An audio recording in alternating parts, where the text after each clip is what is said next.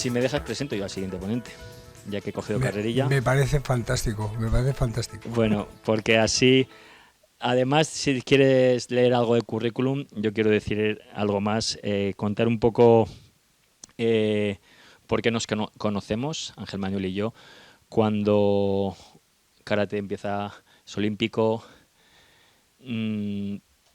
me llaman para llevar la parte técnica de un proyecto con karate a través de la Fundación Basket Team.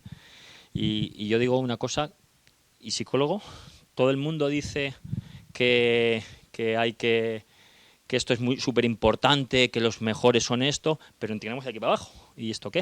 Y digo, ¿y no hay psicólogo? Bueno, tú eres licenciado en psicología. Digo, no. Yo voy a ser entrenador y si queremos hacer un equipo de Fórmula 1 necesitamos un psicólogo de Fórmula 1, ¿no? Con buena formación. El primer doctor en psicología del deporte que hubo en España es este señor. Ha entrenado psicológicamente a deportistas olímpicos, a medallistas internacionales, y para mí ha sido un gran descubrimiento y una fortuna haber trabajado con él. He aprendido un montón en estos 5 años que hemos estado juntos y seguimos siendo amigos, y sigo cada vez que hablo con él pues aprendiendo y aportándome. Así que para mí compartir mesa con él, gracias por hacerlo posible, porque es un verdadero placer. Gracias, José Luis. Muchas gracias.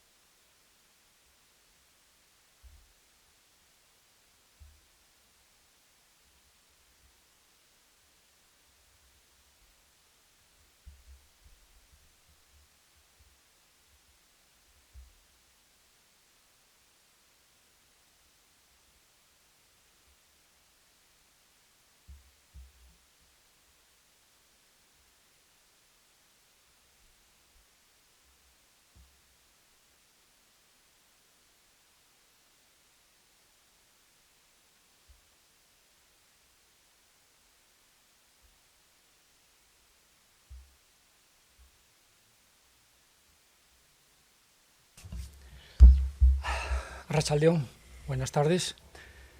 Después de una presentación como la que me acaban de hacer, me ponen por delante un reto realmente difícil, ¿no?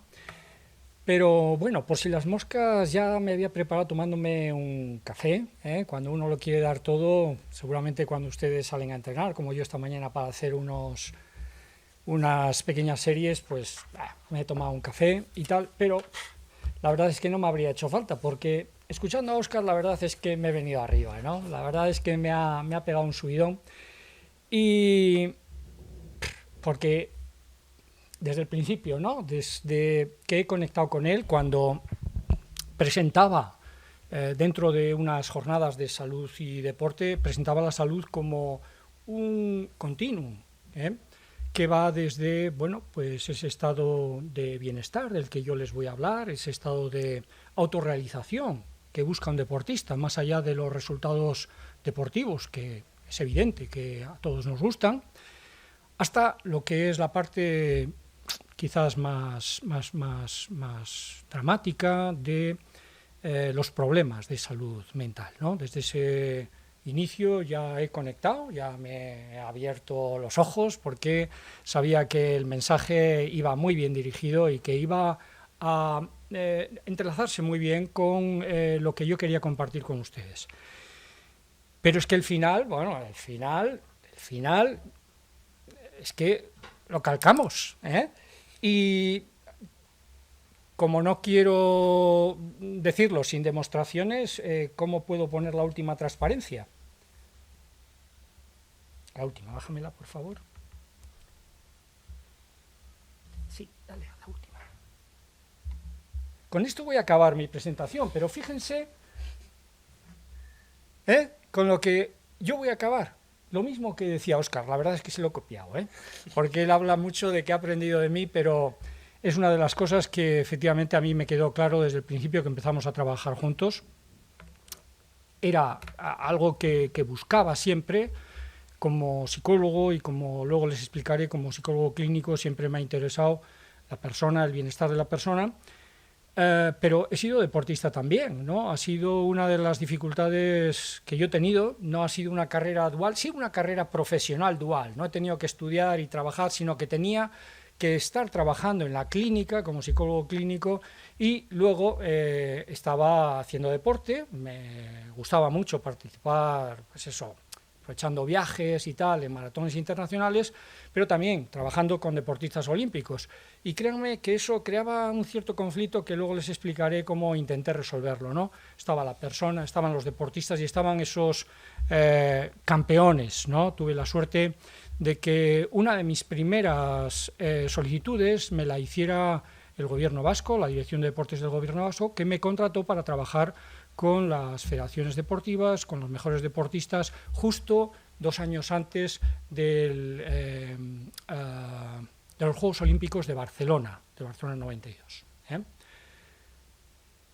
Y bueno, pues ahí estoy entonces, ¿no? Sí. Sí.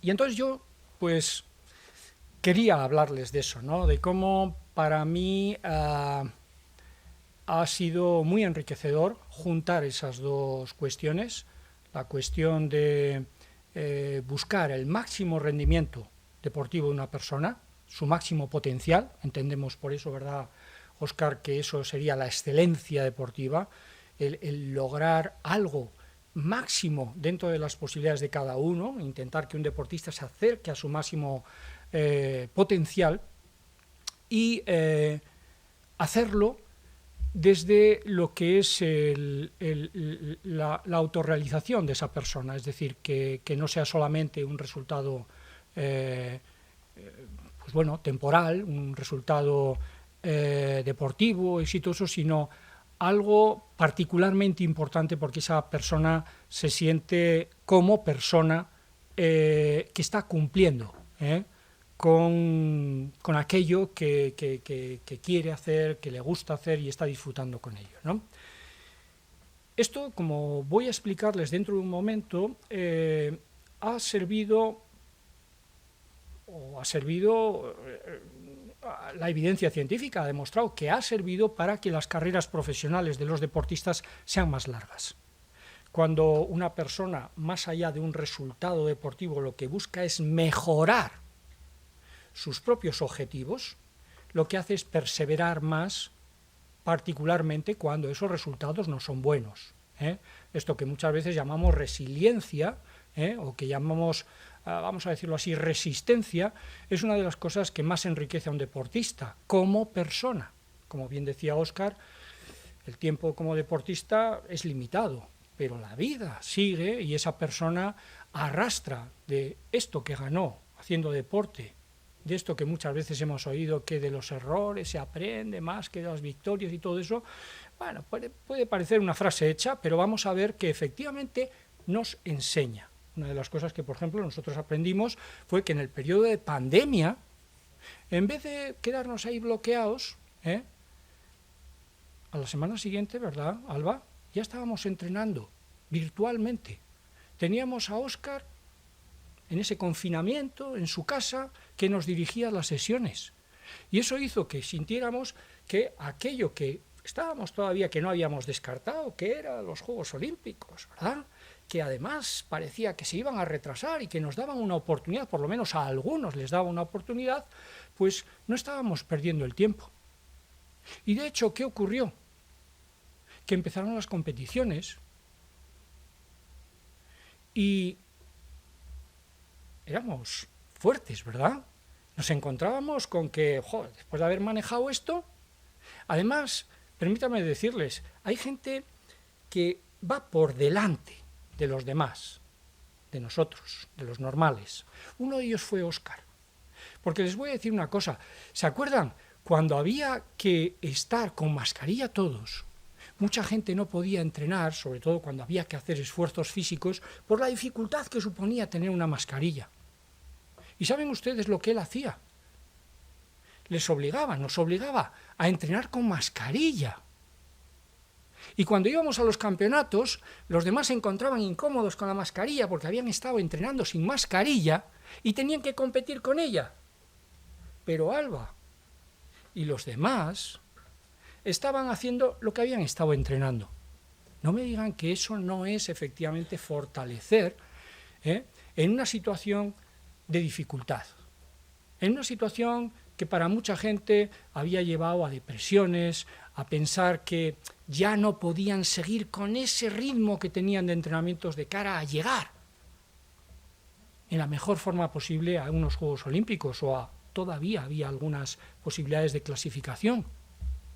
Otros se pusieron a trabajar inmediatamente. Más que pensar en las dificultades, empezaron a pensar en qué soluciones le podemos dar. Y esto, créanme que se arrastra de esos momentos en los que uno está buscando soluciones a los problemas que le plantea el deporte, a los errores que ha cometido en un combate, en un partido, se traslada a la vida de esa persona. Esa persona transfiere esas habilidades y esa forma de enfrentarse y de afrontar las dificultades.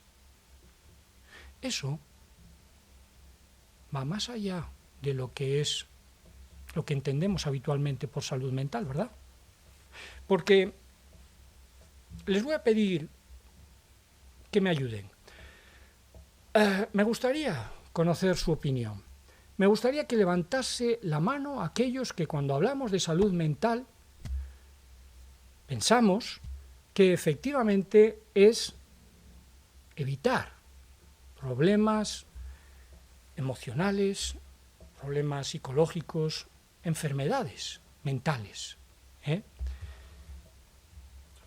¿Quiénes piensan que efectivamente la salud mental es eso, ¿no? Evitar eso o la ausencia, la ausencia de esos problemas mentales? ¿Quiénes ven la salud mental como eso, como el evitar y la ausencia de problemas mentales? Seamos sinceros, cuando hablamos de salud mental hablamos de problemas mentales, ¿verdad? Bueno, hay algunos que han levantado la mano, otros que no la han levantado. Pinta bien. Esto pinta bien porque efectivamente ahí está el quid de la cuestión. Y esto tiene que ver dónde nos posicionamos en ese continuo del que hablaba Óscar. Seguramente muchos de ustedes han dicho, si hace esta pregunta es porque va por otro lado, no voy a levantar la mano. Bueno, sea por esa razón o porque efectivamente creen que no es así, pues me alegro mucho. Bueno, vengo a hablar, efectivamente, son unas jornadas de deporte y salud mental, vengo a hablar de salud mental, pero voy a hacer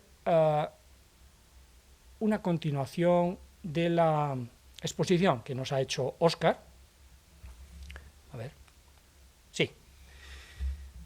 Y no estaba preparado, pero ya ven que va todo muy bien conjuntado. Bueno,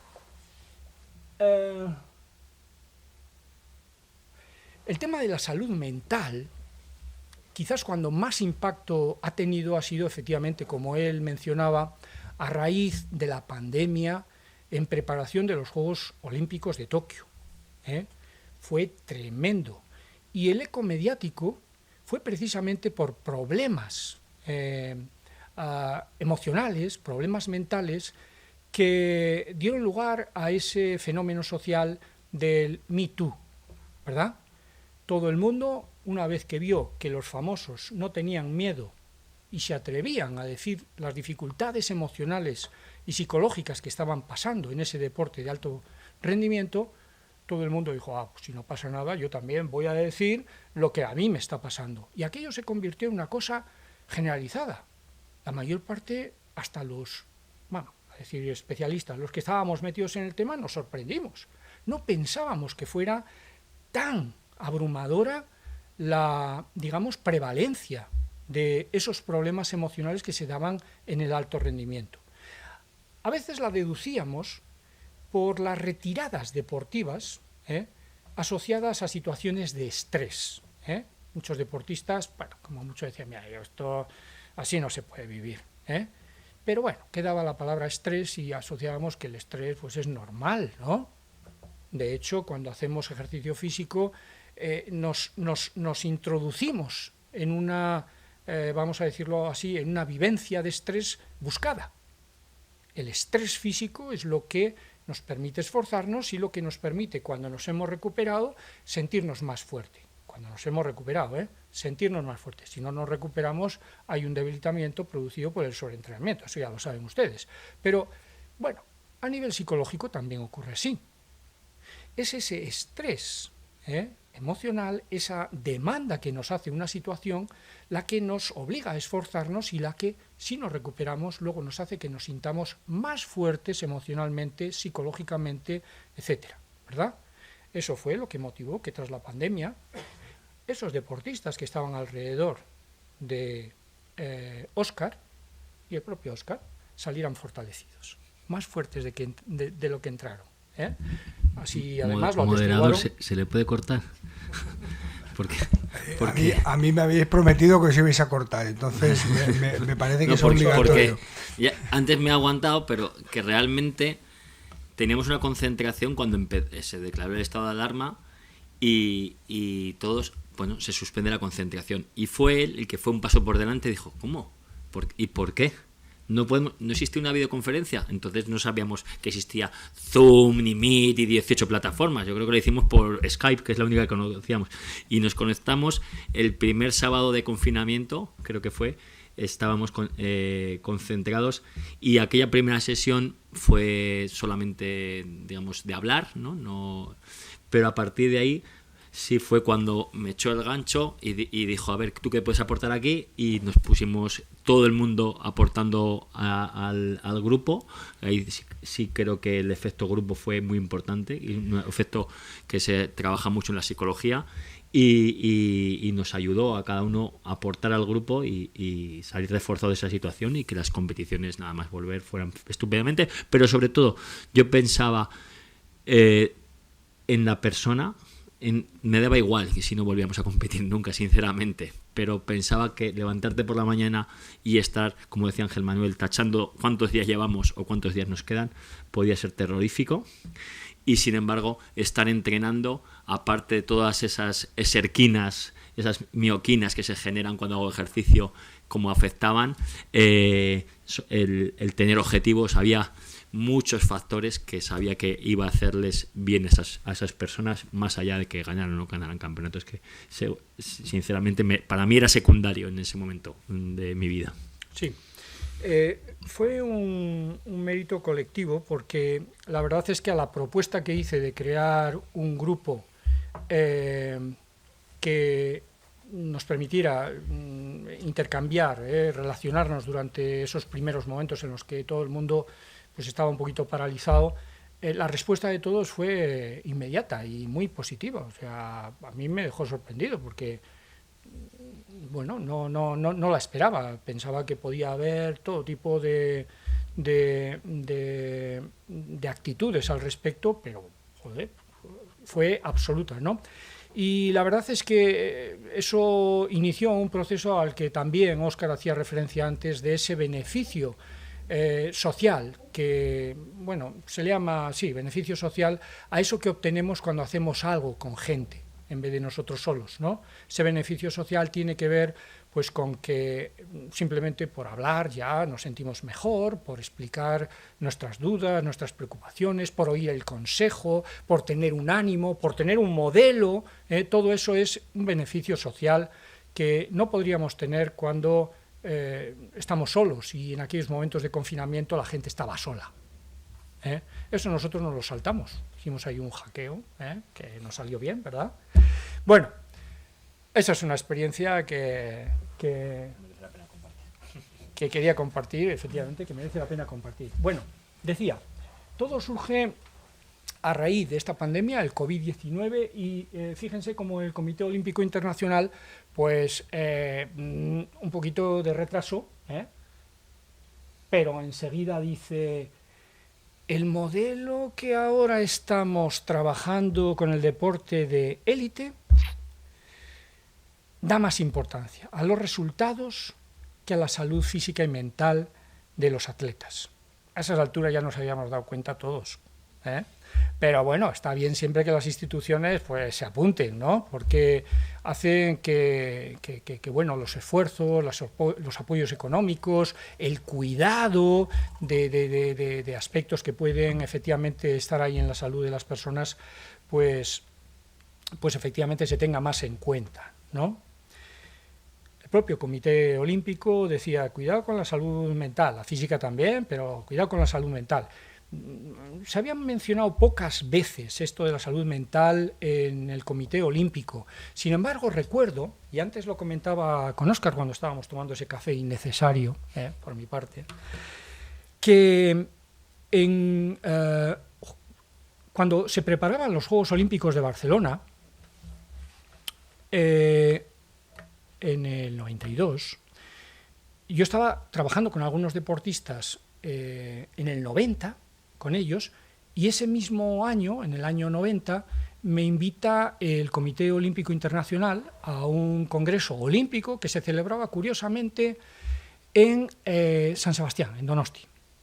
Y el título, fíjense, era El deporte para la salud de todos. O sea que, bueno, ahí andaban las cosas.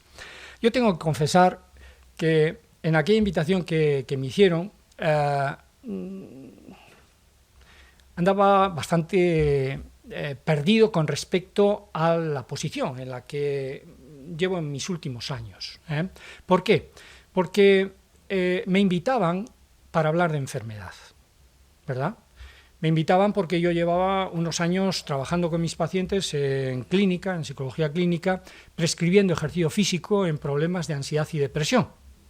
Y con unos resultados fenomenales.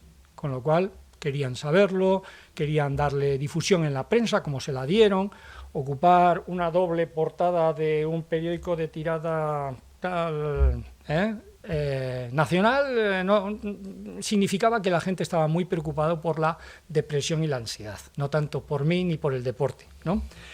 Pero bueno, llevé allí un poquito esos trabajos y como ven estaba centrándome más en la parte negativa de esta dimensión de salud, deporte-salud, ¿no? Está muy bien eso, pero claro, también estaba trabajando con deportistas, que se preparaban para esos Juegos Olímpicos, justo antes también para unos mundiales. Les voy a contar la anécdota porque para mí es una de las cosas más bonitas que he vivido. En el año 89, 90, empiezo a trabajar como profesor de psicología en el Instituto Vasco de Educación Física, lo que es ahora la Facultad de Deporte, de Educación y Deporte, que tenemos aquí en Vitoria-Gasteiz.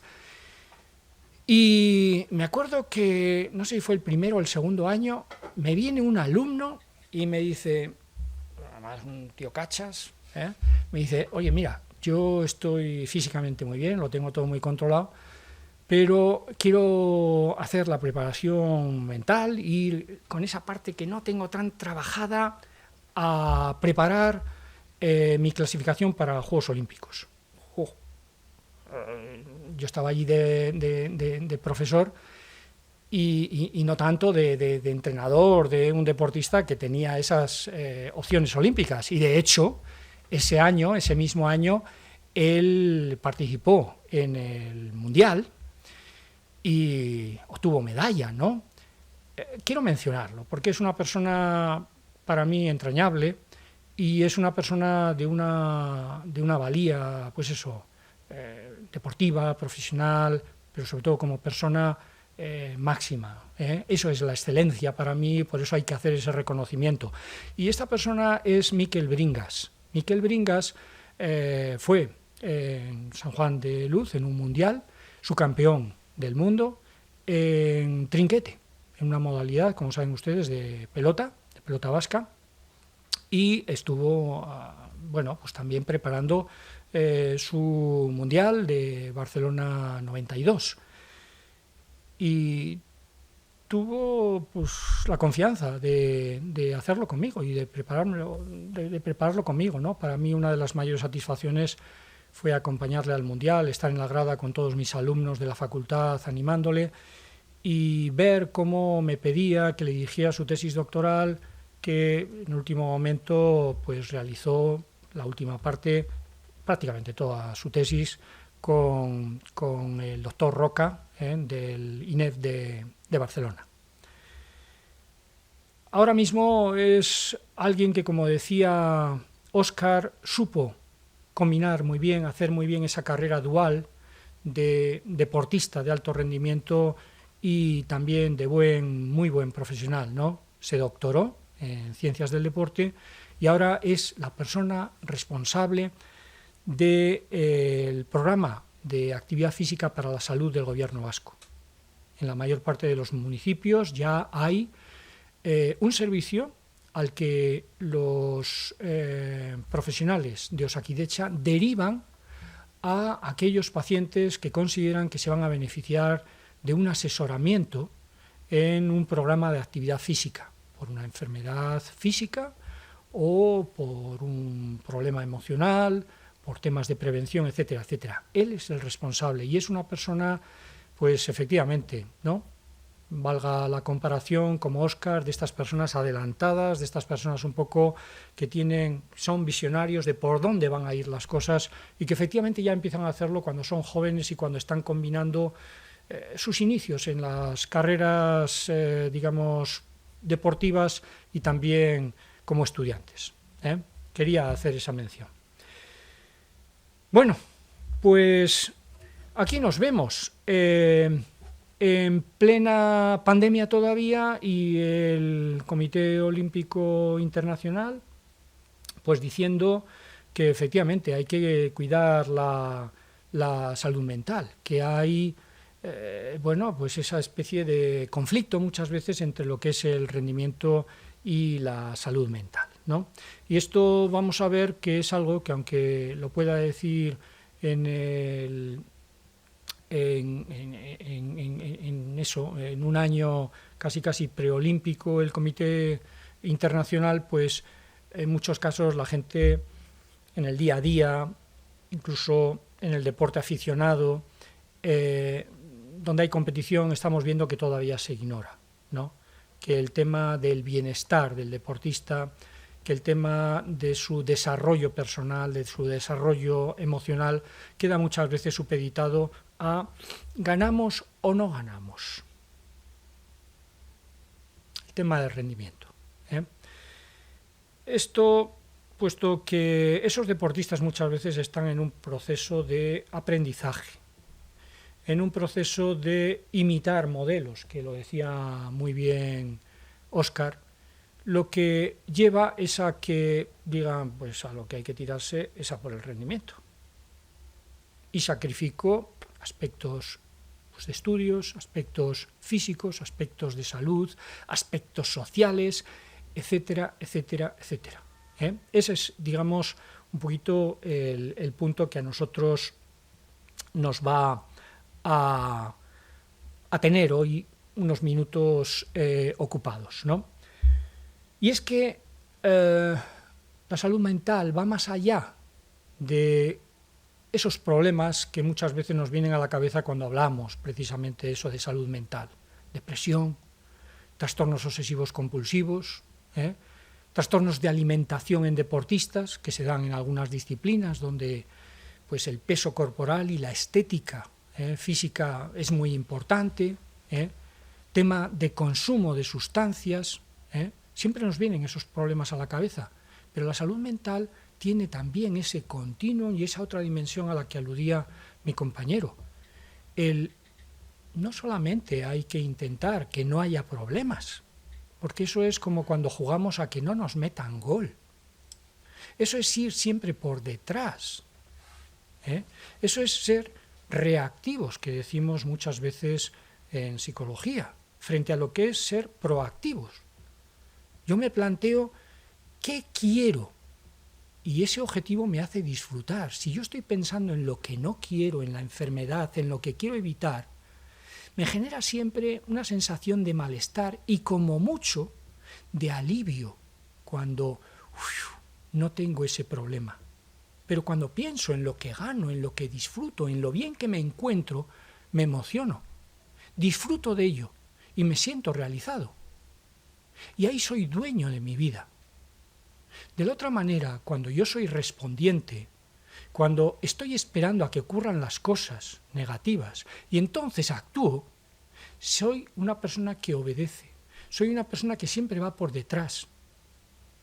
No mando en mi vida, simplemente contesto a las circunstancias. Y esto me gustaría que lo entendieran también como algo que los deportistas van a trasladar a su vida. Pueden tener a su lado a entrenadores, a compañeros, que les contagian esta emoción por los objetivos, por lo que quieren lograr, por lo positivo que quieren conseguir, o que están todo el rato amedrentándoles, creándoles ansiedad con lo que puede ocurrir, con lo que puede pasar si pierden, y si me lesiono, y si. Eso genera ansiedad. Porque la respuesta que tiene nuestro sistema nervioso, la rama simpática de nuestro sistema nervioso, es la de protegernos frente a las amenazas, sean reales o no. Sean reales o no. Y esto es lo más quizás importante que tendríamos que tener en cuenta. Suele decirse que nos pasamos la vida preocupados por el 90 y pico % de aquellas cosas que nunca nos van a suceder. Es una forma muy triste de desaprovechar nuestra vida, ¿eh? Así que, bueno, pues nosotros podemos plantearnos con nuestros deportistas ayudarles a que la vivan, a que se realicen y a que vayan más allá de lo que es unos resultados, sin renunciar a ellos, por supuesto. En la pirámide de Maslow, que es algo de lo que habrán oído hablar, que tiene que ver con las motivaciones, que tiene que ver, a fin y al cabo, con la felicidad, después de las necesidades básicas, comer, dormir, beber, vienen aquellas necesidades y aquellas motivaciones que tienen que ver con lo social, con el reconocimiento, con lo que los demás valoran por lo que he hecho, por el coche que me he comprado, por el nivel académico al que he llegado, etcétera, etcétera.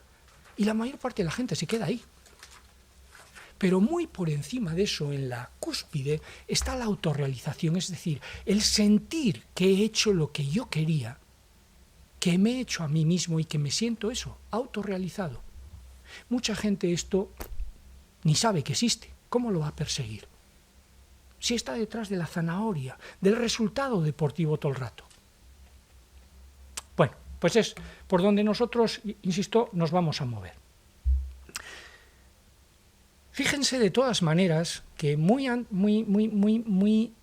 por delante del Consejo del Comité Olímpico Internacional, ya la propia Organización Mundial de la Salud había dejado claro en una declaración de consenso en 2011 que efectivamente la salud era el estado de bienestar, no la ausencia de enfermedades, el estado de bienestar físico, mental y social, porque uno se va a encontrar sano también cuando tiene buenas relaciones sociales, no solamente cuando tiene una buena capacidad cardiovascular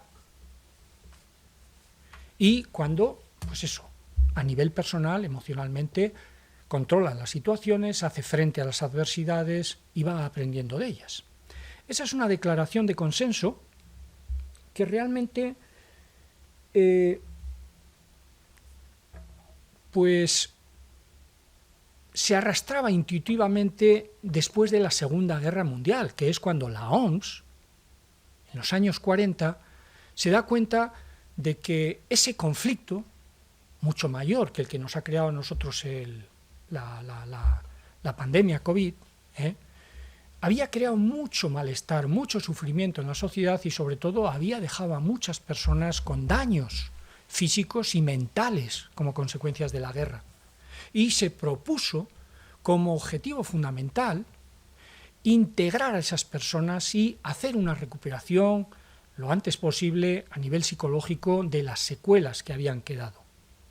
Ahí es cuando la Organización Mundial de la Salud empieza a incorporar el tema psicológico, el tema emocional, el tema del bienestar emocional a lo que hasta entonces había sido simplemente una cuestión meramente física. Nos hizo mucho daño ese dualismo cartesiano de cuerpo y mente que todavía las marcas deportivas, ASIC, Anima Sana, Incorpore Sano, siguen manteniendo. Somos una unidad. Y los últimos descubrimientos, pues de esa conexión que tenemos, por ejemplo, entre nuestro sistema digestivo y nuestro sistema cerebral y emocional, confirman que mientras estemos ahí separando esas dos cosas vamos mal. Por eso vamos a trabajar el aspecto físico para que el deportista saque su máximo rendimiento, se acerque lo más posible a su máximo potencial, pero vamos a trabajar el aspecto emocional, vamos a hacer que esa persona se desarrolle al máximo también, sin esperar a que tenga un problema por entonces buscar a un psicólogo. Porque eso es ir por detrás, como antes les decía. Eso es esperar a que haya un problema para empezar a buscar soluciones. ¿No se acuerdan ustedes cuando eran estudiantes de que cuando empezaba a haber poco tiempo y llegaban los exámenes era cuando más estudiaban? Cuando ya había surgido un problema. Había otros que se habían planificado y cuando llegaba ese momento se iban a entrenar. Tenía la selectividad y el tío entrenando, todos los demás ahí tomando anfetaminas para estar por la noche, metiendo horas. Yo me iba a entrenar sin haberme organizado. Que sepa que es bueno organizarse, pero a la última hora, pero incluso ¿no? Con respecto a la selectividad, es que me confundí. Me llama un amigo, oye, vamos a quedar para... Y me dice, que yo me voy a quedar a estudiar. Y le digo, ¿a estudiar para qué? No, para la selectividad. Digo, pero si quedan 2 semanas. Y me dice, no, que es el lunes. Digo, pero de la semana siguiente. Y dice, no, el próximo lunes. Entonces, estoy seguro que no estudié demasiado, pero aún así sabía que ponerte a estudiar cuando tu cerebro no te da, pues no te da. Y entonces la manera de despejarme era ir a entrenar. Bueno, también era su intuitivo ahí porque efectivamente algo comentaba él antes que se ha demostrado. He tenido la suerte de ser durante muchos años, 15 años, profesor también de aprendizaje motor en el Instituto Vasco de Educación Física. Combinan las dos cosas. Cuando uno tiene una larga vida como la que he tenido, ya estoy jubilado, pues no es que tenga mucho mérito haber hecho muchas cosas, simplemente es que ha tenido mucho tiempo. Y efectivamente, me acuerdo que las últimas investigaciones que yo revisaba y más me interesaban eran precisamente esos trabajos que demostraban que aquellas personas que estaban haciendo ejercicio físico, efectivamente la mayor parte de las veces para tenerlas controladas en un ambiente, entre comillas, de laboratorio, lo hacían en una bicicleta ergométrica y ahí se le medía la intensidad, la respuesta que estaban teniendo y sobre todo, la activación de las zonas cerebrales que se veían estimuladas por ese ejercicio físico, ¿no? Y una de las cosas que se comprobaba con ensayos de control era que efectivamente esas personas después de hacer ejercicio tenían una significativa mejor atención y mejor memoria, mejor retención. Eso estaba demostrado. Así que seguramente Óscar pues, iba a hacer ejercicio y decía, todo lo que yo estudie me queda ahí bien guardado para la selectividad. Bueno, lo que digo y lo importante de cara al mensaje, ¿no? A los jóvenes es que yo eso lo hacía y de cara a los adultos, ¿no? Cuando tratábamos con jóvenes, ¿no? Que yo lo hacía porque me gustaba. Que si no me hubiera gustado, o sea, luego la neurociencia me ha demostrado por qué, ¿no? Y quizá no sirve para argumento para no castigar y para sin hacer deporte, pero que si no llego a disfrutar tengo dudas de si el efecto hubiera sido tan positivo. Bien, pues seguimos y seguimos. ¿Me saltó alguna?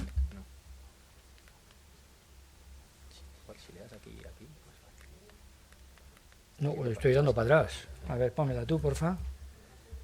Más para atrás. Ah, ahí, venga. Ahí. Y tengo que dar aquí, ¿verdad? Sí. Si no, dale aquí, ya está. Vale, ya está. Bien, aquí. Ahí estaba, sí. Bien,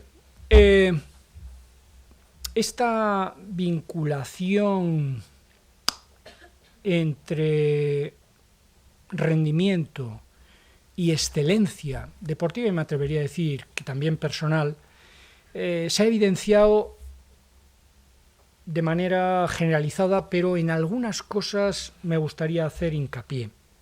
Aquellas en las que efectivamente creo que a nivel de lo que es bienestar psicológico para el deportista, para la persona y salud o desarrollo personal, mejor diría yo, más vinculación tienen. Una de ellas es la relación que hay, una relación muy estrecha, una relación directa entre autoconfianza y rendimiento. Aquellas personas que desarrollan una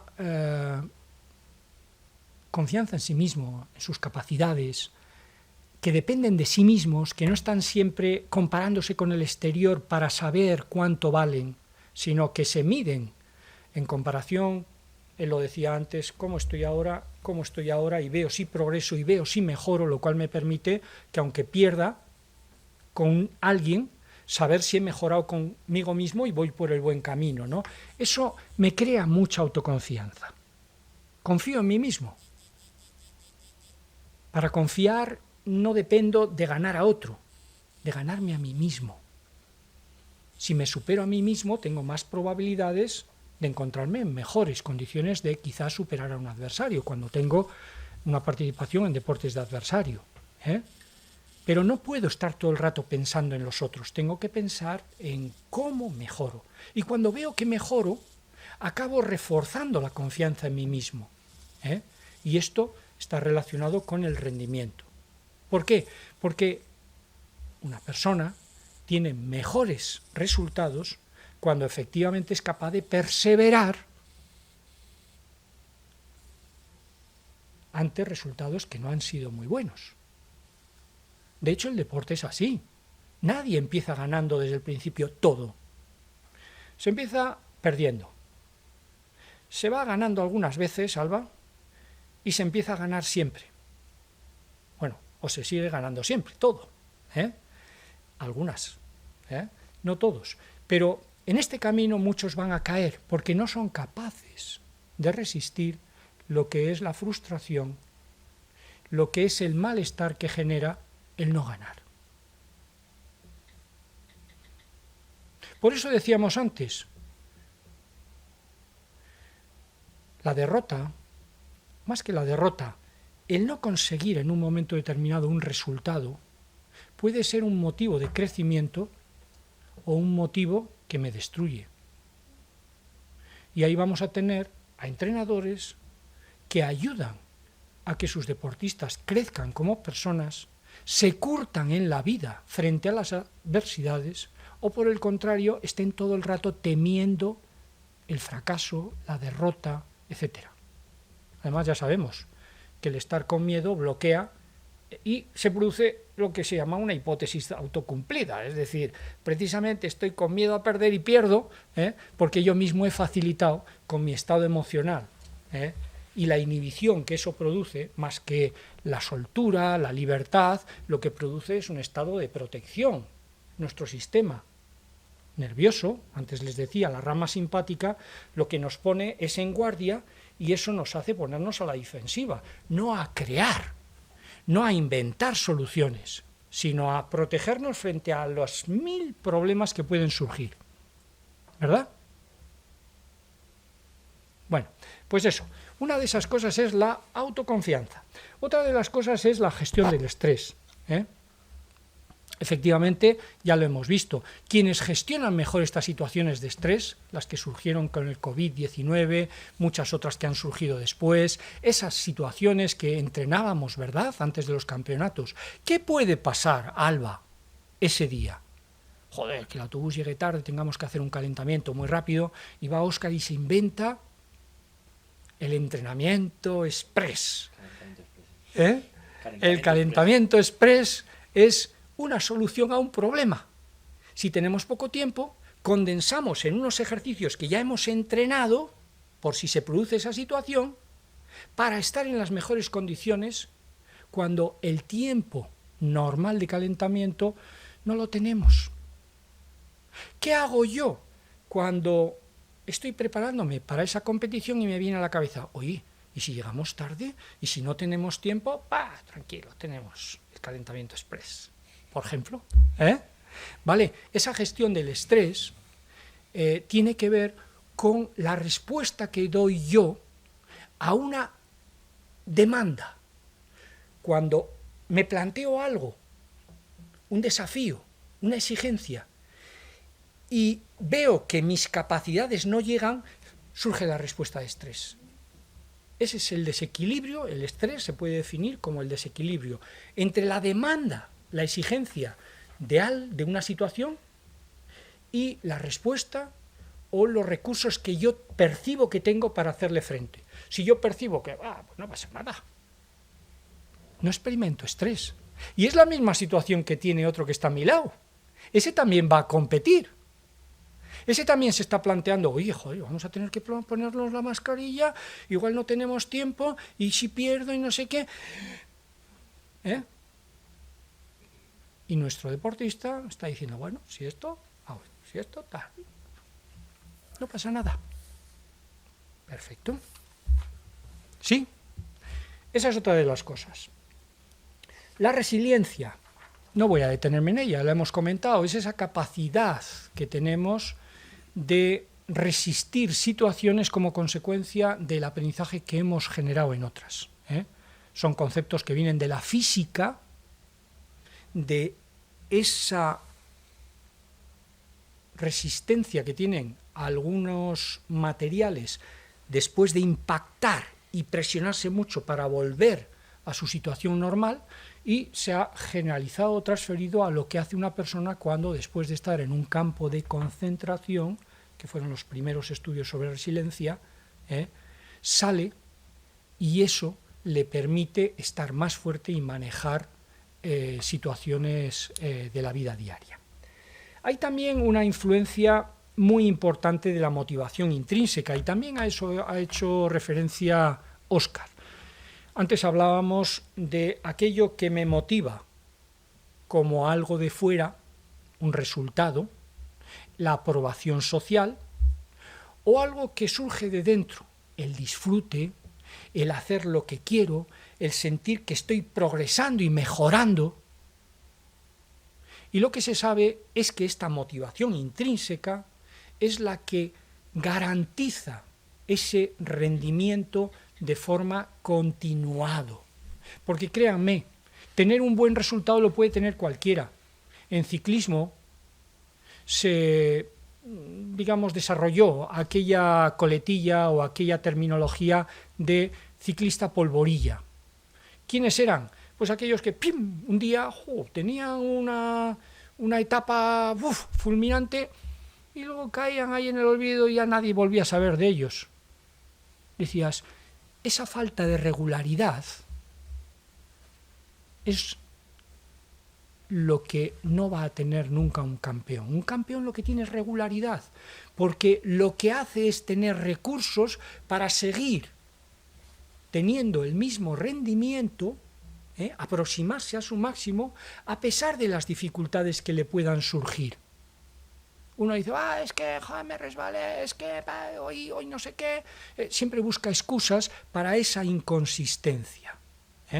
Por lo tanto, la motivación intrínseca va a ser muy importante, y cuando trabajamos con deportistas va a ser fundamental que busquemos aquello que sale de dentro del deportista, no que le estemos todo el rato poniendo la zanahoria de hay que ganar, ahora hay que salir a ganar.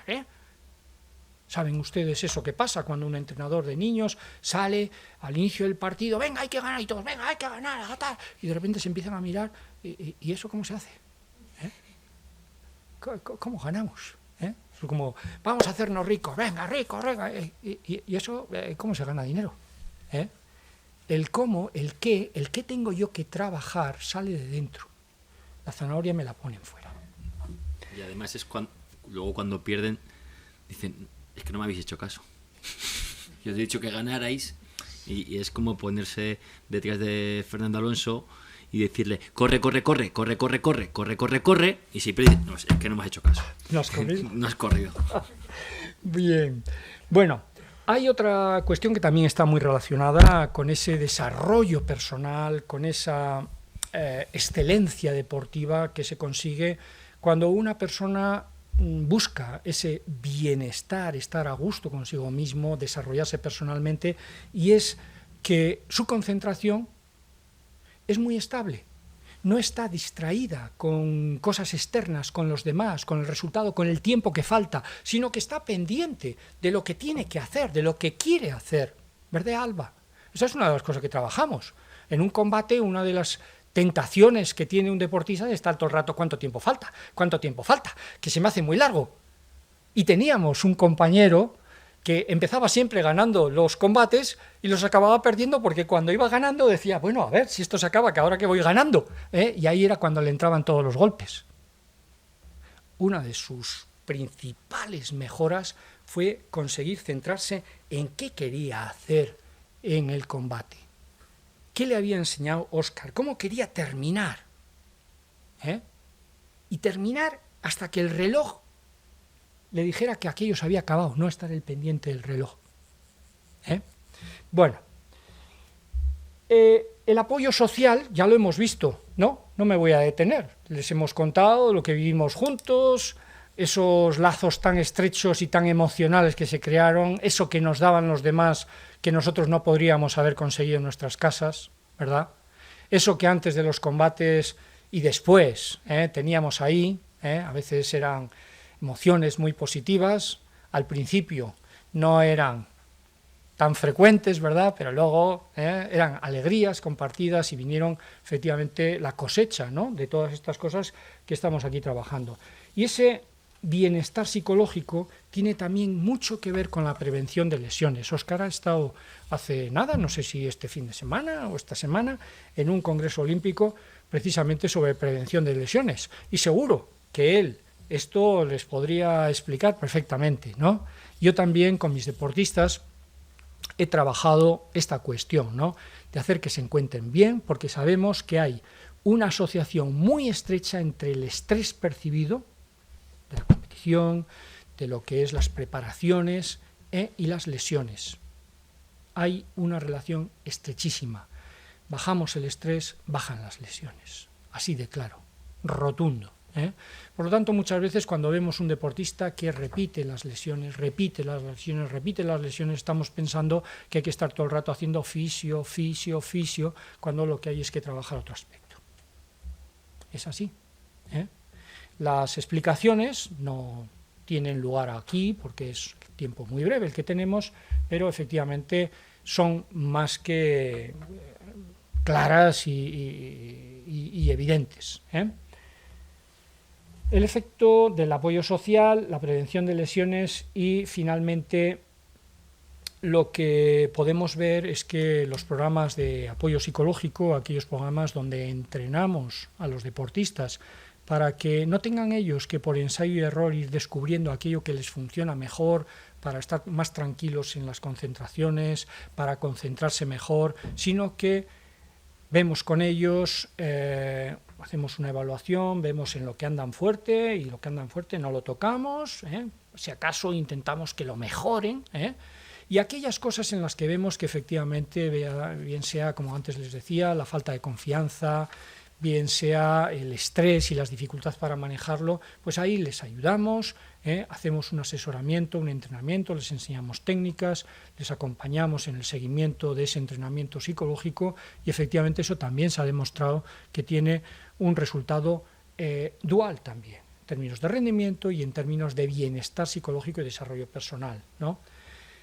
¿Qué decirles?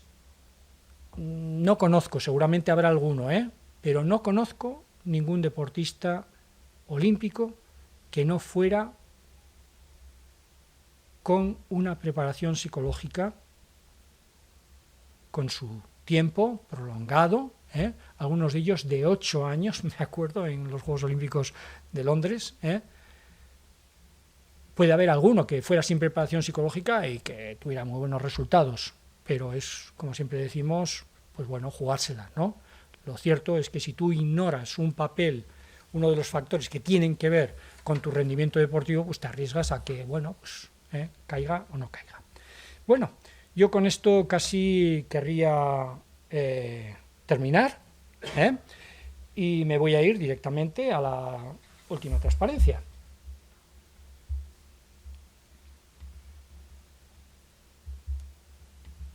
A ver, ponme por casualidad esta.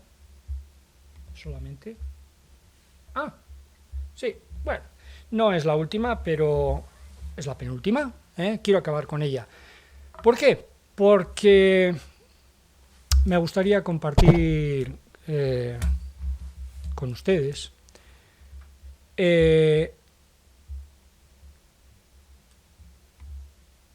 la idea que yo tengo de algo que nos da muchas veces miedo emplear, ¿no? O que empleamos mucho o que no lo empleamos, que es el término felicidad.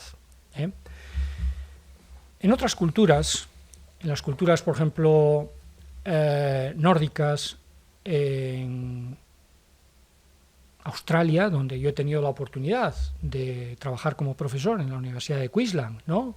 Y ver que esto lo tienen muy trabajado, el tema de la felicidad, no les da miedo hablar de ello, ¿no? No lo consideran una cursilería. Es algo que efectivamente también tenemos que buscar en el deporte. Los deportistas felices. Es una investigación que tenemos en curso y que va en paralelo a esa más, digamos, vital, más social, que se ha hecho en el estudio Harvard, en el que se ha seguido longitudinalmente a personas desde que eran estudiantes y terminaban su carrera hasta que han fallecido con 80, 90 años. Es un estudio que tiene décadas de seguimiento con las mismas personas, con lo cual intentan evitar que haya comparaciones, siguen a la misma persona, luego ahí no hay factores contaminantes, ¿no? Y ahí han descubierto que las personas más felices y más longevas son aquellas personas que efectivamente tienen muchas de las cosas que hemos dicho y fundamentalmente unas buenas relaciones, conexiones sociales. Son aquellas personas que para los cuales tiene sentido su vida, lo que los japoneses llaman el Ikigai, y aquellas personas que tienen unas muy buenas relaciones sociales, hasta el final de sus días. También los japoneses son buenos en eso, al menos esas, aldeas en las que son más longevos, ¿no? Ser longevo en deporte, hacer que tu carrera dure mucho y que sea feliz tiene mucho que ver con esto que estamos comentando, con el sentirte que hacer deporte te divierte en ese momento, pero te está haciendo crecer como persona, te está ayudando a muchas de las cosas que vas a necesitar en tu vida, te hace sentirte seguro porque sabes que aunque haya adversidades vas a buscar soluciones, incluso vas a trabajar proactivamente para que antes de que haya estas adversidades y surjan estos problemas, tú ya estés preparado. Pues con esto quería acabar, más que hablando de consumo máximo de oxígeno, que también me gusta, y de fisiología, de la felicidad en el deporte, el desarrollo personal, el bienestar psicológico de nuestros deportistas y no esperar a que tengan problemas para entonces empezar a trabajarlos.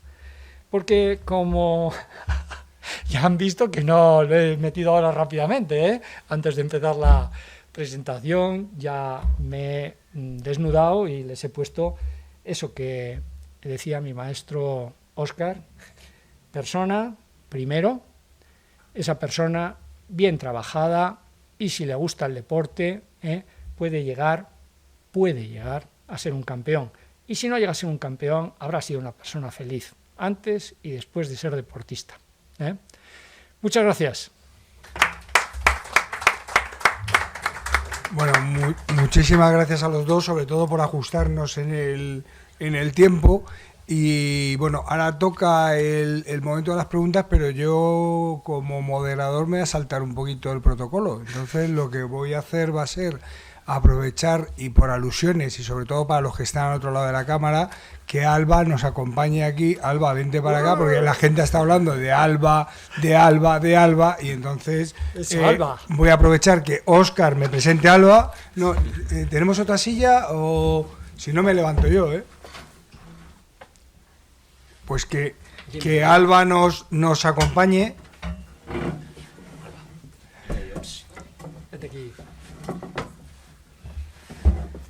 Venga, ¿me presentáis a Alba?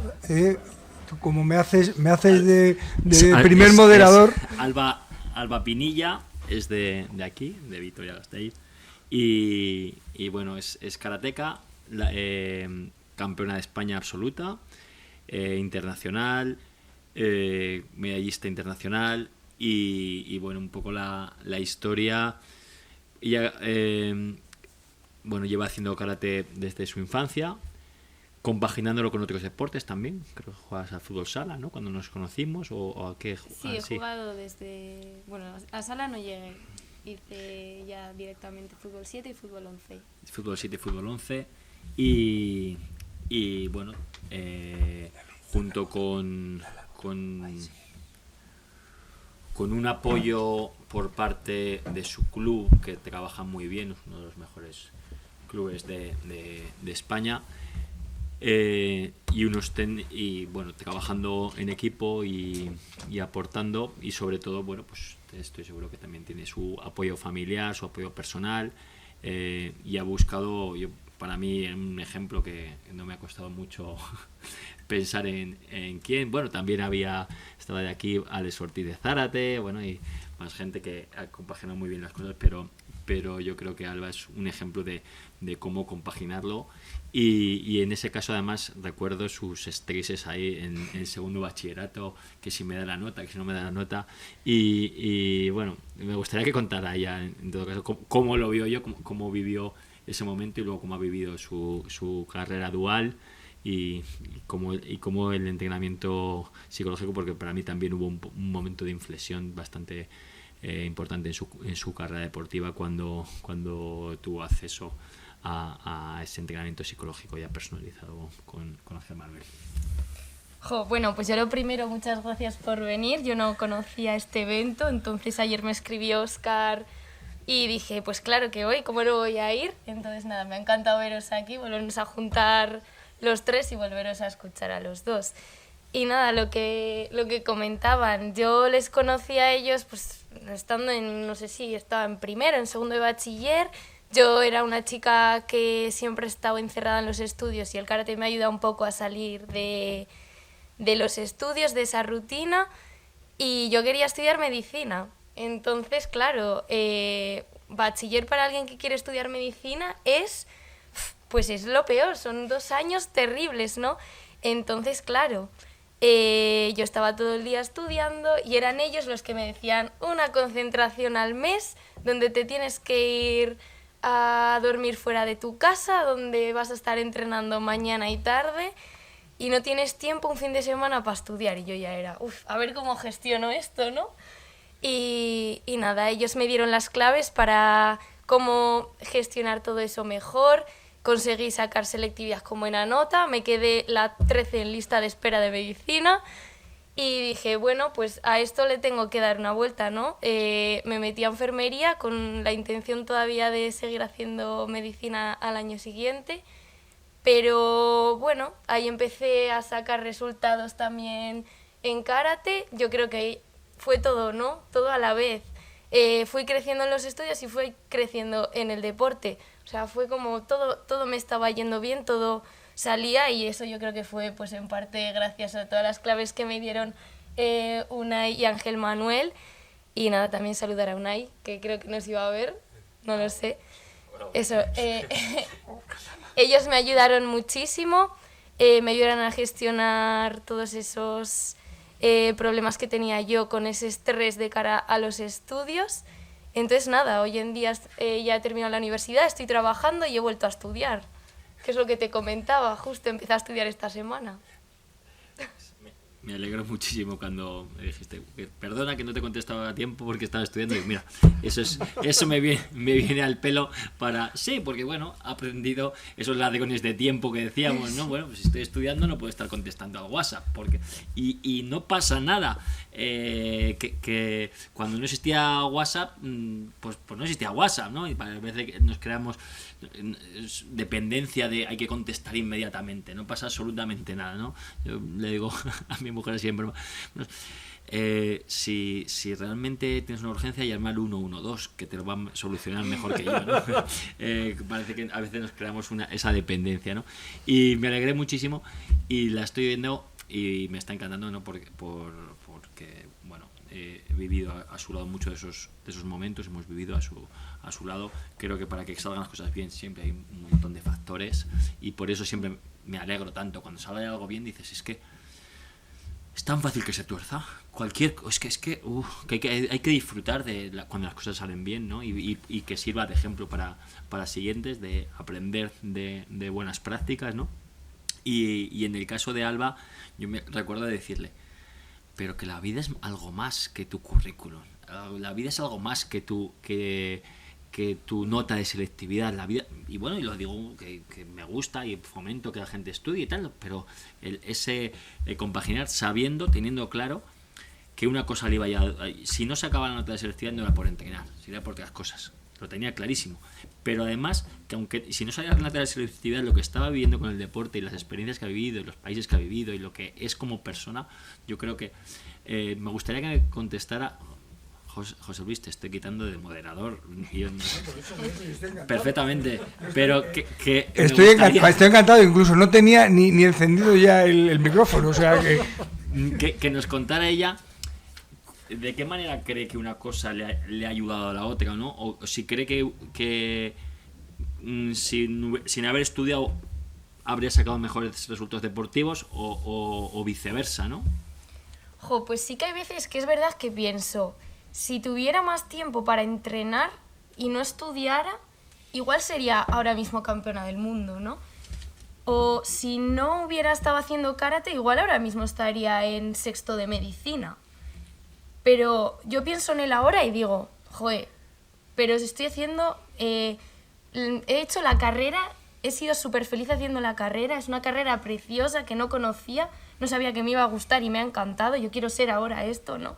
Y también he visitado un montón de países, tengo un montón de medallas que es que en ese momento ni esperaba que iba a conseguir.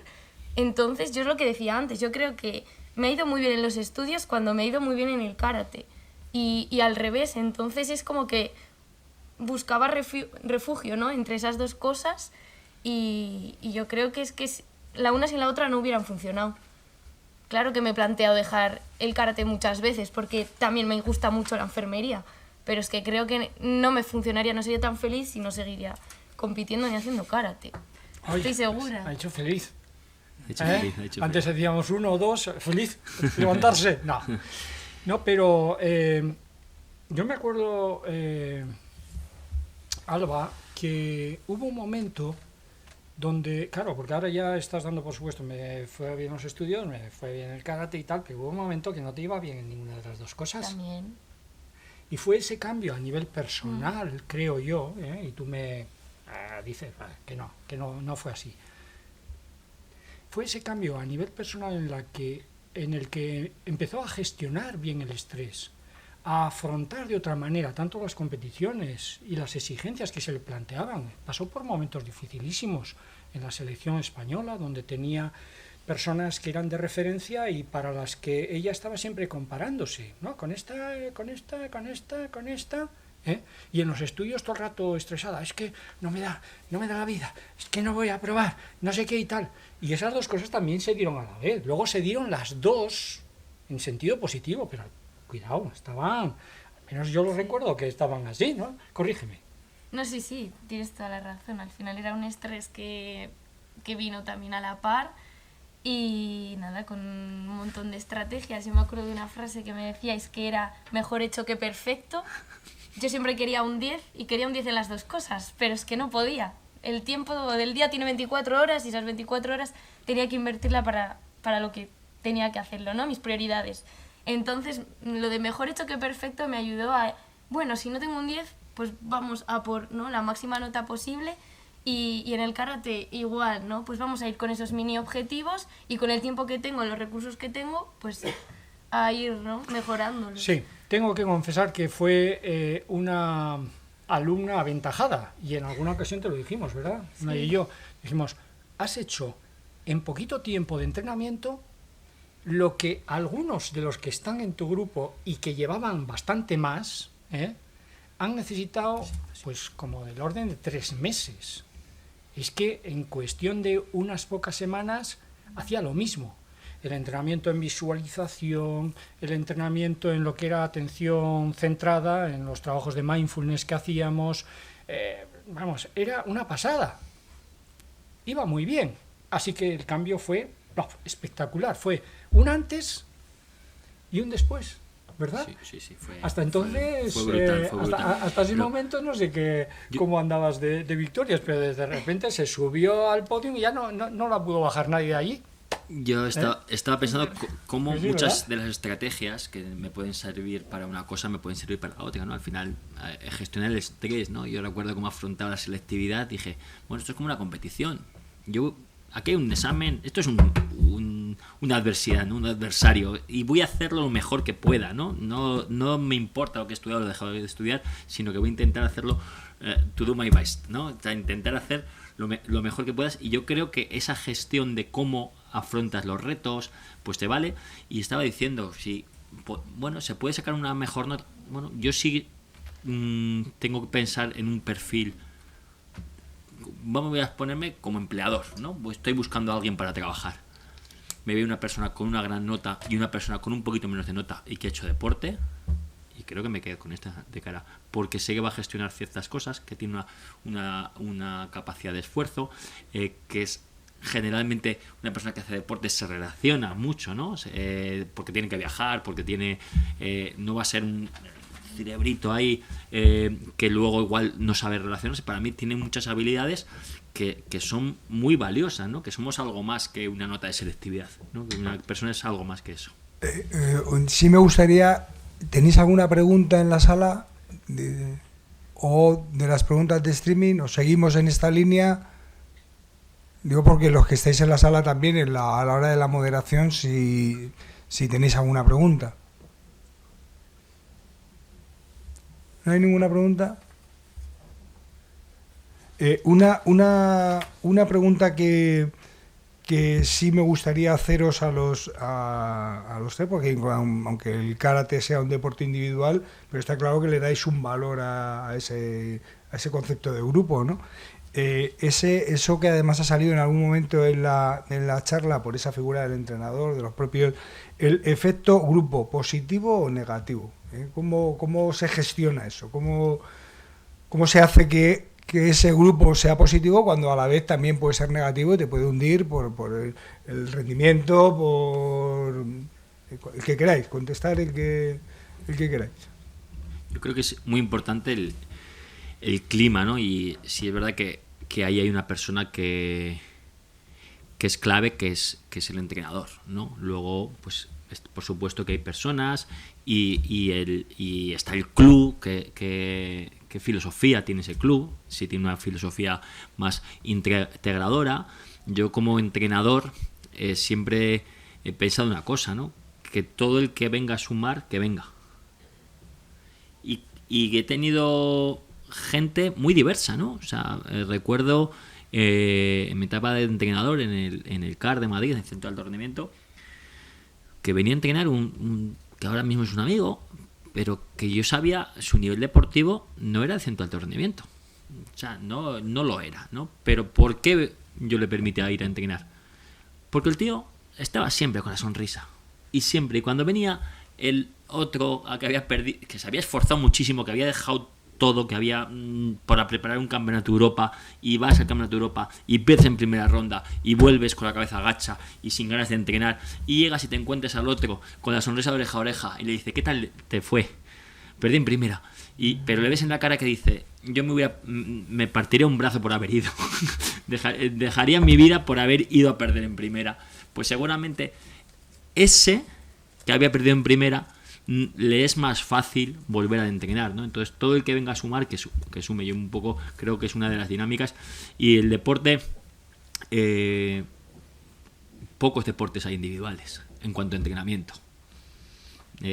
Todo el mundo entrena y los atletas hacen concentraciones. ¿Para qué hacer una concentración un atleta si puede correr él solo en su casa? Pues por algo.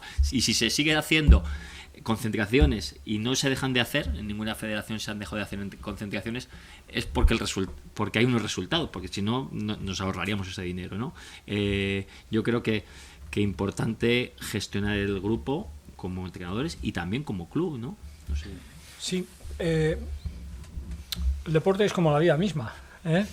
Hay personas que se relacionan y eso puede pasar en una empresa, puede pasar en cualquier organización, en cualquier grupo social, ¿no? Puede haber un buen clima, un clima que no es el más propicio ni para la productividad ni para la satisfacción de esos empleados o de esos deportistas. Y lamentablemente esto es algo que muchas veces dejamos, pues, que vaya solo, que ocurra, a ver si hay suerte y hay un buen ambiente, ¿no? Esto es un error, ¿eh? Esto es como ir a una competición sin entrenar, a ver qué ocurre, ¿no? Es algo que recientemente se ha empezado a trabajar en el ámbito del deporte y casi como reflejo de lo que se está haciendo en las empresas, en las empresas punteras, en las más avanzadas. El clima social y la satisfacción de los empleados no se espera que aparezca porque sí, sino que se analiza y se estimula y se trabaja de una manera, digamos, programada y científica. ¿Qué quiero decir con esto? Que desgraciadamente en el deporte lo que más nos encontramos es que esos cargos, digamos, sociales que movilizan el equipo, el grupo, se asuman por aquellas personas que simplemente tienen más experiencia deportiva. De hecho, piensen ustedes cuántas veces un seleccionador o un entrenador ocupa ese cargo porque ha sido un buen deportista. Y eso no quiere decir que sea un buen gestor de relaciones humanas, de relaciones sociales. Eso ocurre también en la empresa, ¿no? La persona va progresando y llega casi por su buen rendimiento, no por sus habilidades de sumar sinergias, de generar buen clima, etcétera, etcétera, ¿no? Lo que quiero decir con esto es que hoy en día hay especialistas en esta cuestión, en trabajar esto, en trabajar clima social, en buscar que nosotros lo hacemos con alguna selección, con algún club también de máxima, de primera categoría, de primer nivel. Intentamos sincronizar lo que es la forma en la que los directivos enfocan los objetivos del club con el resto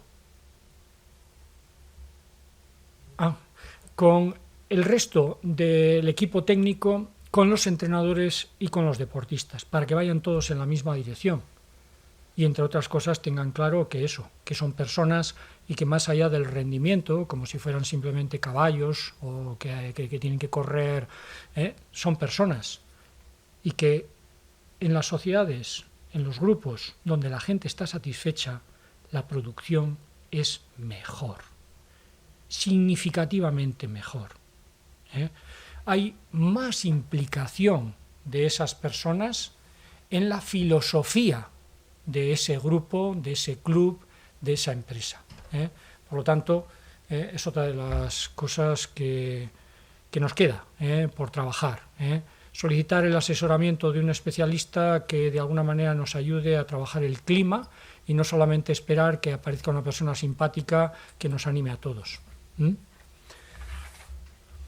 Hola, buenas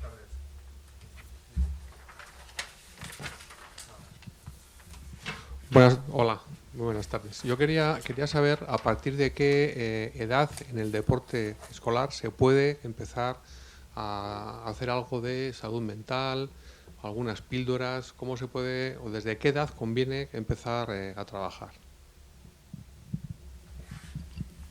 Pues yo creo que adaptando los objetivos a la edad, yo creo que siempre, ¿vale? Y además, siempre digo que no conozco a nadie que le haya ido mal trabajando con un psicólogo, ¿no? Nunca, a todo el mundo que ha trabajado con un psicólogo le ha ido bien, muy bien, excelente, ¿no? Pero no conozco a nadie que diga, empeorado, ¿no? O sea, y recuerdo una vez que presenté al gobierno de La Rioja un programa de tecnificación y tal, y para niños, y pones psicólogo del deporte. Digo, sí, tienen que aprender a gestionar. Digo, ¿qué es lo importante con 8 años? ¿No hay factores psicológicos que afectan? Seguramente no va a ser la gestión de la competición, pero igual pues puedes trabajar con el equipo, con el entrenador, cómo se dirige a ellos, con qué objetivos, con ellos, temas de gestión del tiempo, por ejemplo, para que se organicen.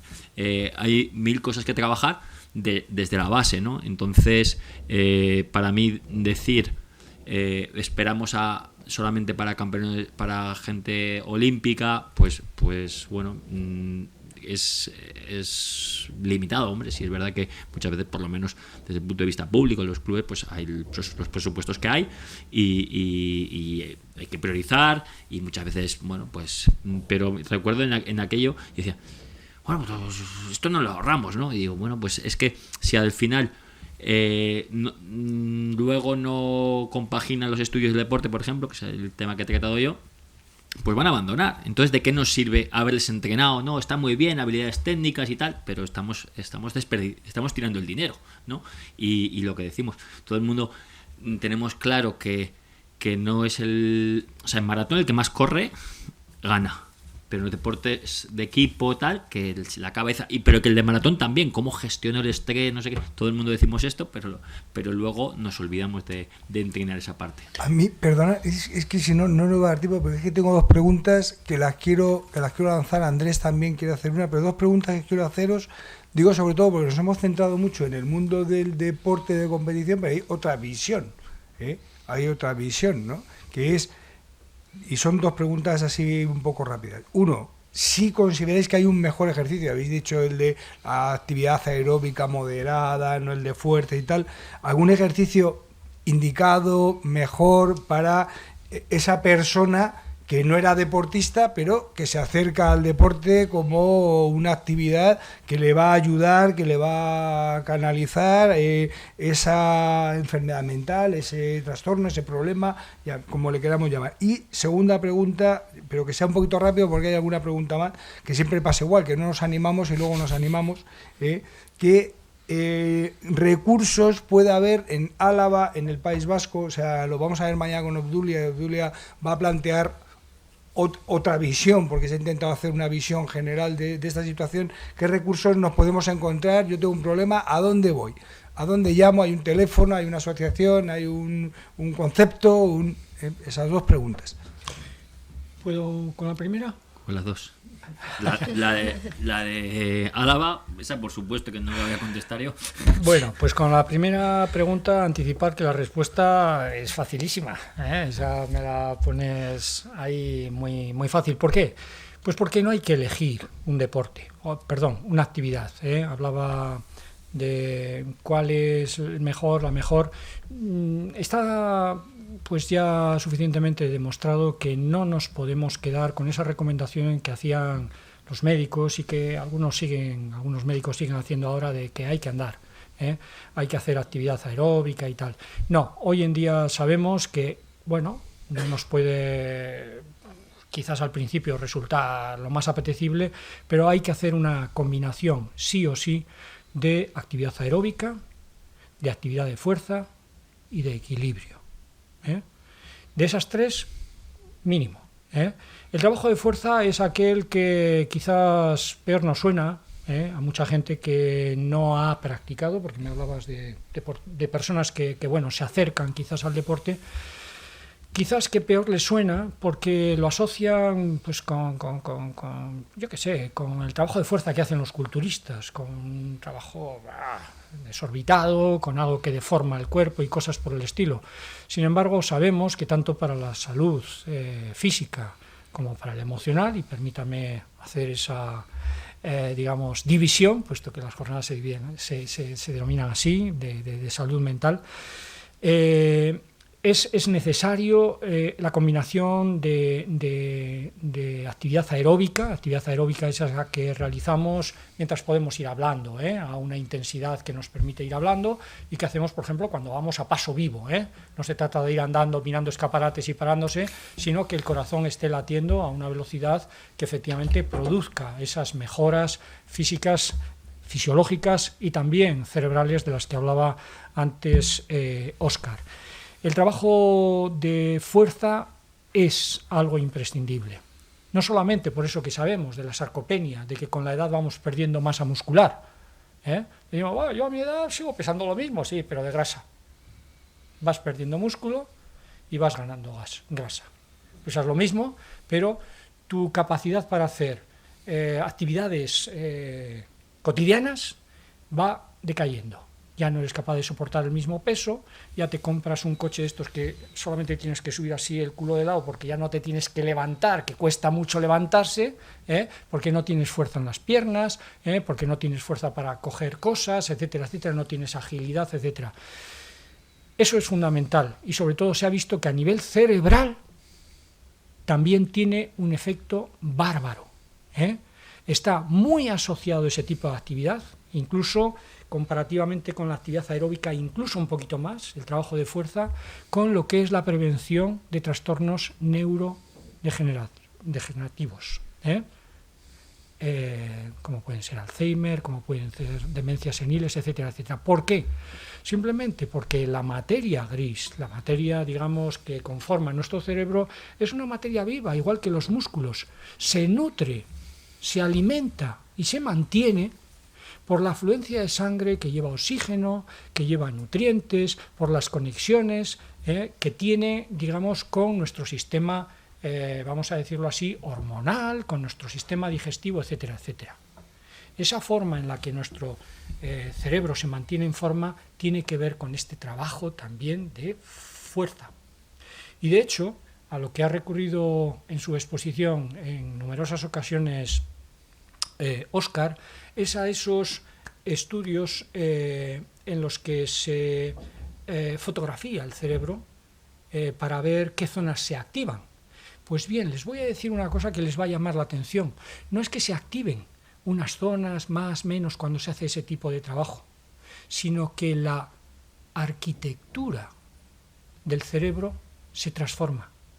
Son cerebros más desarrollados, son cerebros, no vamos a decir más musculados, porque es materia blanda, pero cerebros que están mucho más vivos, mucho más activos y que tienen un desarrollo mayor que el de las personas que no hacen trabajos de intensidad. Cuando hablamos de trabajos de fuerza, estamos hablando también en parte de trabajos donde la musculatura trabaja porque es un ejercicio intenso, que se llaman los HIITs, etcétera, etcétera. ¿Vale? Sí, Por lo tanto, a la hora de decir ¿a quién quieres más? ¿A tu padre o a tu madre? Pues no.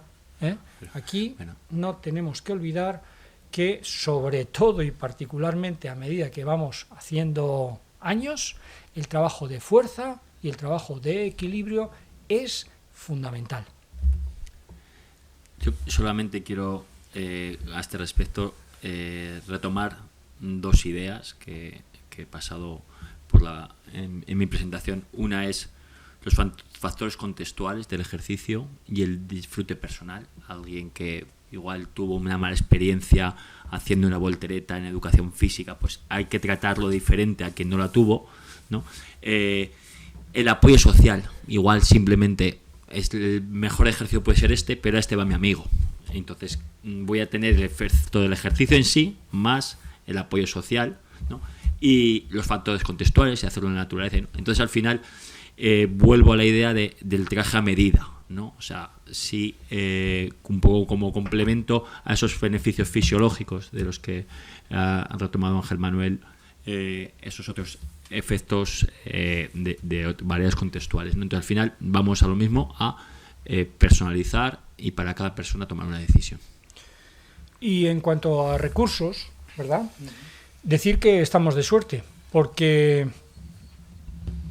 en el País Vasco, en Euskadi y particularmente también aquí en Álava, tenemos buenos profesionales a los que acudir cuando queremos esa salud de nuestros deportistas desde pequeñitos, que va más allá del solucionarle problemas, de que, oye, que tiene un problema con la alimentación, está siempre pensando que está gordita y, oye, que me ha dejado de comer y que el otro día la sorprendí vomitando.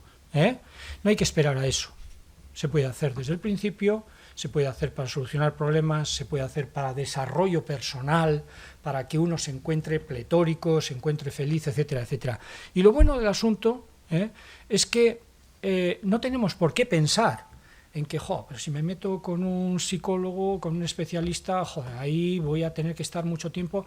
No, es la idea que tenemos cuando tenemos un problema, que claro, no podemos ir y en una sesión solucionarlo, pero cuando trabajamos con niños deportistas, por ejemplo, puede ser simplemente un asesoramiento que incluso hagamos a nivel colectivo. Se puede estar con los padres antes de empezar la temporada, explicándoles algunas de las cosas que hemos estado explicando aquí. Y eso es ir proactivamente, es decir, anticiparnos a errores que se pueden cometer y así a consecuencias negativas. Se pueden tener experiencias gratificantes desde el principio si el entrenador, si los padres y los niños están desde el principio viendo una misma idea que nos permite ir hacia lo que es el bienestar, el desarrollo personal y no al estrés, al estar angustiados por los resultados, etcétera, etcétera.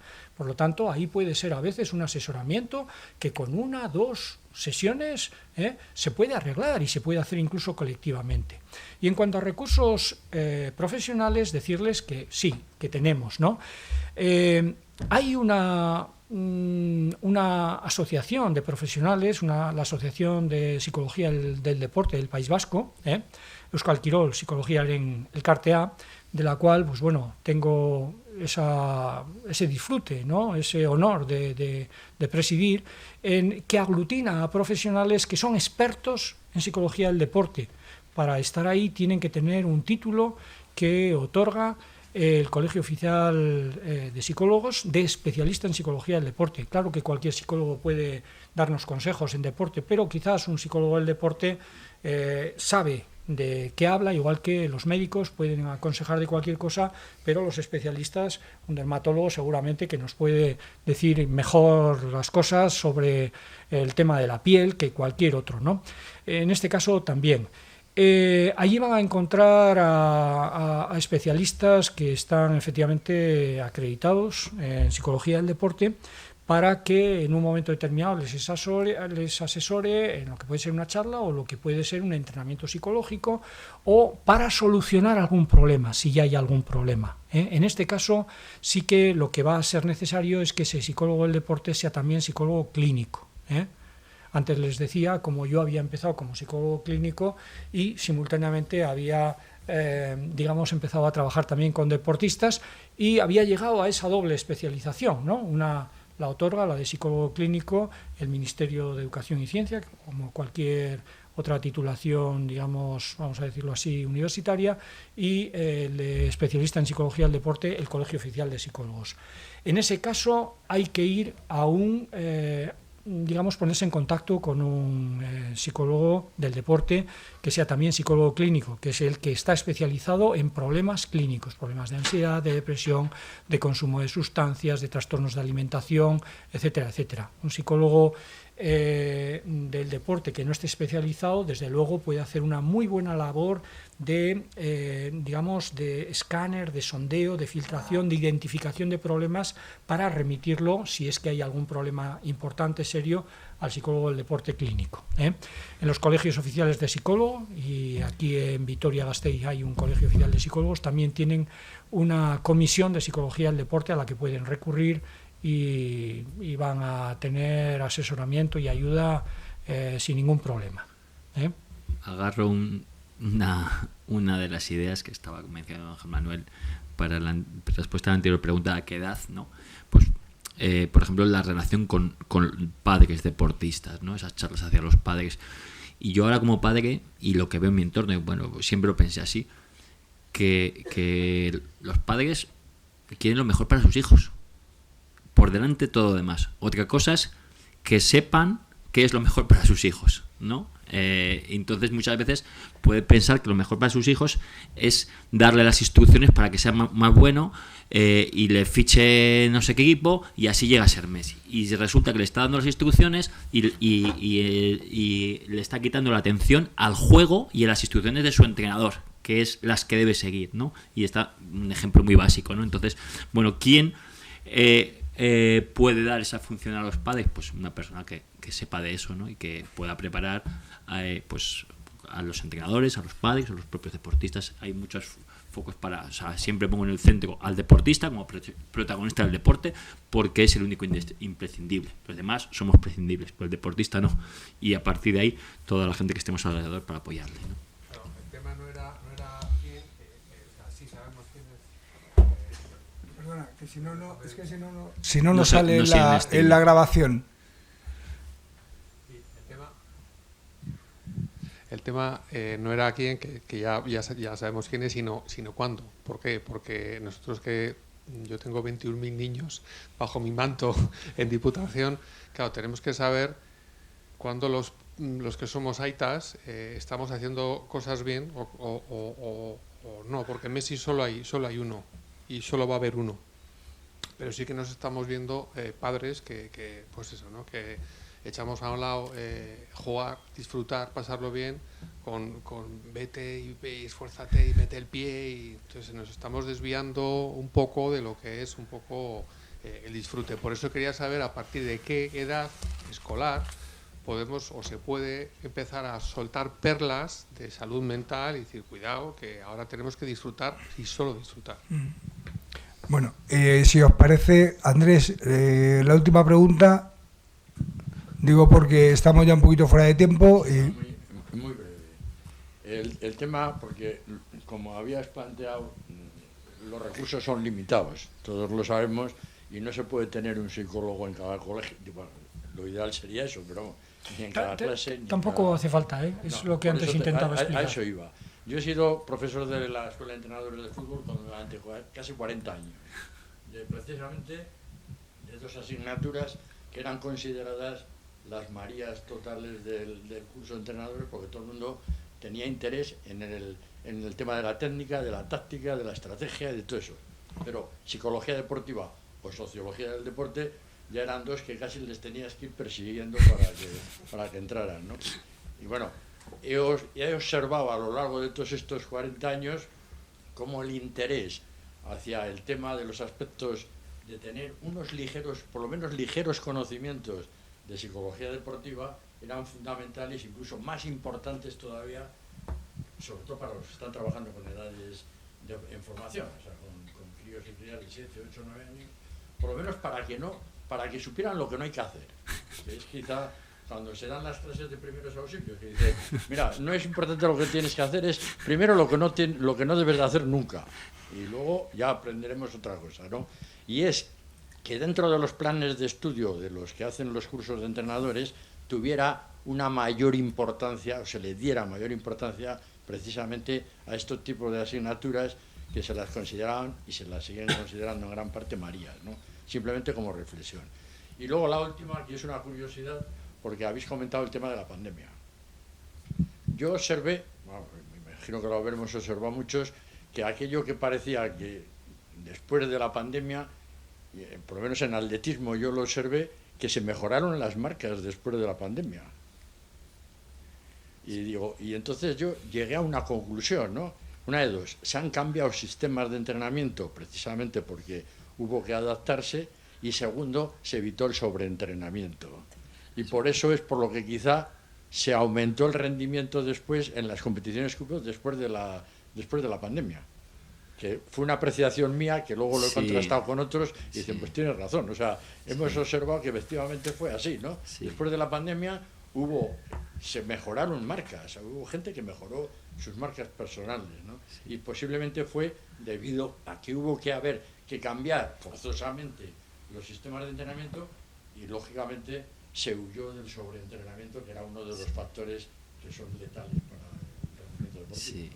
Sí, ¿a qué se debe algo? Pues siempre es multifactorial y nunca lo podemos saber, ¿no? Decir, es que esto es por esto, ¿no? Menos en un ensayo clínico de un medicamento, ¿no? Siempre hay muchos factores, pero sí se atribuye a eso, a que estaba sobreentrenada la gente y la pandemia permitió ese descanso, y luego que cuando entrenamos igual muchos años de una manera, pues te estabilizas, y cambiar ese método de entrenamiento pues puede hacerte dar un escalón hacia arriba. Sí, por supuesto.